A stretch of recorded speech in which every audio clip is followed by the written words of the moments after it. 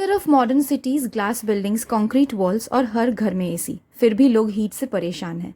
लेकिन दुनिया के कुछ विलेजेस में हजारों साल पुराने मड हाउसेस बिना इलेक्ट्रिसिटी, बिना एसी नेचुरली कूल रहते हैं। तो सवाल ये है, क्या modern technology actually ancient engineering से पीछे रह गई है? आज हम अनकवर करेंगे वो फॉरगॉटन साइंस जो एक सिंपल मिट्टी के घर को बना देती है नेचर पावर्ड एयर कंडीशनर। 2026 में ग्लोबल टेम्परेचर्स रिकॉर्ड लेवल्स तक पहुंच चुके हैं। हर साल एसी यूजेज बढ़ रहा है और साथ इलेक्ट्रिसिटी बिल्स भी।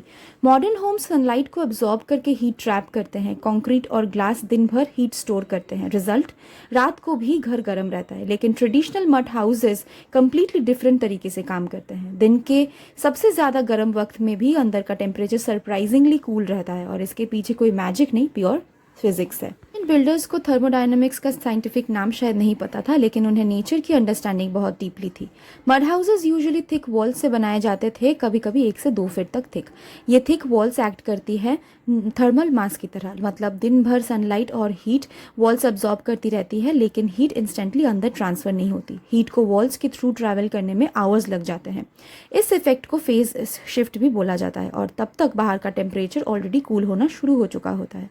इसीलिए मड हाउसेज दिन में कूल और रात में कंफर्टेबल फील होती थी। और सिर्फ मिट्टी नहीं, स्ट्रॉ भी यूज होता था। स्ट्रॉ इंसुलेशन प्रोवाइड करता है। बेसिकली एंशिएंट हाउसेज नेचुरली एक जायंट बैटरी की तरह काम करती थी।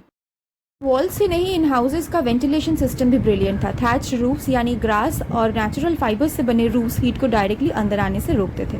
हॉट एयर नेचुरली ऊपर राइज करके बाहर निकल जाती थी। छोटी सी स्ट्रैटेजिकली प्लेस्ड विंडोज एक नेचुरल एयर फ्लो क्रिएट करती थी, जिससे कूल हवा कॉन्टिन्यूसली घर के अंदर मूव करती रहती थी। आज हम एयरटाइट बिल्डिंग्स बना रहे हैं जहां फ्रेश एयर फ्लो ऑलमोस्ट खत्म हो गया है, लेकिन एंशिएंट होम्स एनवायरनमेंट के साथ फाइट नहीं, एक साथ। सरप्राइजिंग बात ये है, ये होम सस्टेनेबल भी थे। Local material, zero heavy machinery, almost zero carbon footprint, और जब हाउस पुराना हो जाता था वो नेचर में सेफली रिटर्न हो जाता था।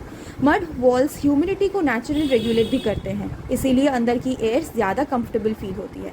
आज भी दुनिया के कई architects ancient passive cooling techniques को मॉडर्न लग्जरी होम्स में यूज़ कर रहे हैं, क्योंकि सच ये है, फ्यूचर की स्मार्टेस्ट टेक्नोलॉजी शायद ऑलरेडी पास्ट में एग्जिस्ट करती थी।